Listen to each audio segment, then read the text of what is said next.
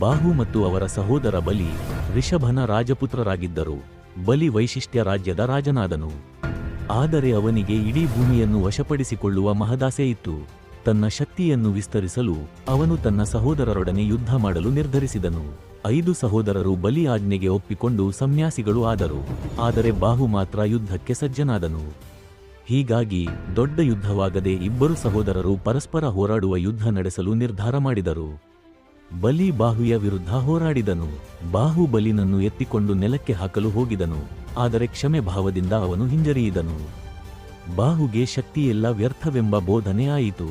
ಅವನು ರಾಜ್ಯ, ಸಾಮ್ರಾಜ್ಯ, ದೇಹಿ ಭಾವ ಎಲ್ಲವನ್ನೂ ತ್ಯಜಿಸಿ ಕಾಯೋತ್ಸರ್ಗ ತಪಸ್ಸು ಮಾಡಲಾರಂಭಿಸಿದನು. ವರ್ಷಗಟ್ಟಲೆ ಅವನು ಧ್ಯಾನಮಗ್ನನಾಗಿ ನಿಂತಾಗ ಅವನ ಕಾಲುಗಳ ಸುತ್ತ ಹಿಮ್ಮಡಿಗುಡ್ಡ, ಶರವೇಣಿಗಳು ಬೆಳೆದವು. ಇಷ್ಟು ಗಾಢ ತಪಸ್ಸಿನ ಬಳಿಕ ಬಾಹು ಪೂರ್ಣ ಜ್ಞಾನ ಗಳಿಸಿ ಮೋಕ್ಷ ಹೊಂದಿದನು. ಈ ಕಾರಣದಿಂದಾಗಿ ತ್ಯಾಗ ಧರ್ಮದಲ್ಲಿ ಅತ್ಯಂತ ಮಹಾನ್ ಸಂತರೆಂದು ಪೂಜಿಸಲಾಗುತ್ತದೆ.